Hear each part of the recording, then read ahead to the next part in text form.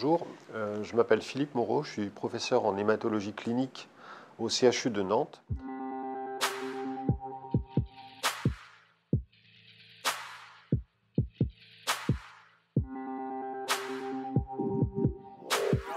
Alors, qu'est-ce que ça veut dire CIRIC? Ça veut dire Site intégré de recherche en cancérologie. Le CIRIC, en fait, est un label qui a été obtenu après un appel d'offres, après donc une compétition entre différents centres au niveau national. Et le CIRIC Nantes-Angers fait partie des 8 CIRIC qui ont été établis sur le territoire national en 2018. Après une compétition assez difficile, le CIRIC a été reconnu par l'Institut national du cancer, par le ministère de la Santé et par les organismes de recherche, notamment l'INSERM, qui est l'organisme de recherche en santé au niveau national. Et nous, on a choisi, au niveau de nos hôpitaux, de mettre en avant deux maladies, le cancer du sein et le myélome. Le myélome est une maladie de la moelle osseuse. C'est une maladie sérieuse qui survient en général aux alentours de 60-70 ans en moyenne. Et c'est une maladie qui est difficile à traiter avec des cas de guérison qui sont faibles. C'est une maladie qui va nécessiter en général plusieurs lignes de traitement. Et c'est une maladie qui nécessite une prise en charge très spécialisée.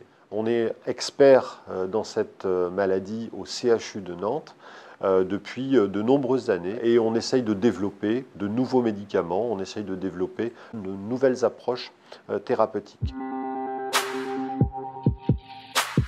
On a donc reçu pendant 5 ans un label, donc une possibilité de travailler et des financements pour essayer d'aller à partir des labos de recherche vers le malade et à partir des prélèvements que l'on va faire, des prélèvements sanguins, des prélèvements de moelle osseuse, du malade vers le laboratoire de recherche pour développer de nouveaux traitements, pour développer de nouveaux concepts.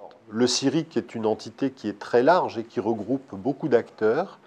Ça regroupe le CHU de Nantes, ça regroupe le CHU d'Angers, ça regroupe l'Institut cancérologique de l'Ouest, ça regroupe les organismes de recherche, les équipes de recherche, et à Nantes notamment, il y a beaucoup d'équipes de recherche qui travaillent en cancérologie, et il y a 3 équipes de recherche qui travaillent beaucoup sur le myélome.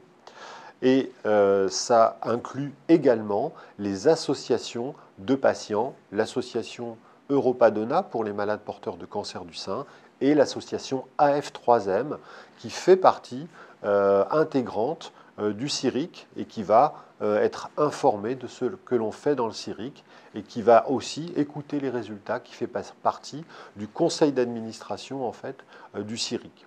Donc c'est très important que les patients soient au courant des avancées thérapeutiques et des résultats de nos recherches. Ce programme de recherche est découpé en 3 et il va suivre en fait l'histoire d'un patient. On a défini des recherches que l'on va faire au moment du diagnostic de la maladie, myélome. On va faire des programmes de recherche en fin de traitement pour évaluer si la maladie est complètement contrôlée, ce que l'on appelle la maladie résiduelle. Et puis on va faire des prélèvements et des études au moment où la maladie revient, au moment de la rechute.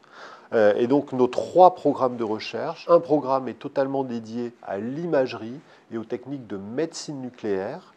Alors au moment du diagnostic, c'est voir l'étendue de la maladie par des techniques de PET scan, des techniques d'imagerie un petit peu sophistiquées. En fin de traitement, c'est essayer de diagnostiquer par des techniques d'imagerie s'il n'y a quasiment plus de maladies ou encore un petit peu trop de maladies qui restent au sein de la moelle osseuse, au niveau du sang. Et puis, au moment de la rechute, on va regarder également l'étendue de la maladie. Donc pour ça, on a développé différents programmes de recherche et des techniques d'imagerie très innovantes. Le deuxième programme de recherche, c'est comprendre la résistance des cellules mauvaises, des cellules anormales, des cellules tumorales au sein de la moelle osseuse, là où naissent les cellules tumorales du myélome. Donc on va faire des prélèvements de moelle osseuse au diagnostic, en fin de traitement et au moment où la maladie revient pour essayer de comparer, de comprendre pourquoi les cellules deviennent anormales et éventuellement mettre en évidence des cibles pour aller spécifiquement essayer de détruire les cellules anormales grâce à des nouveaux médicaments qu'on développe au laboratoire.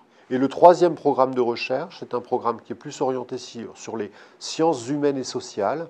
On va établir un registre de tous les cas de cancer du sein, tous les cas de myélome, et on va essayer de comprendre des caractéristiques épidémiologiques, pourquoi ça survient plutôt à un endroit qu'à un autre.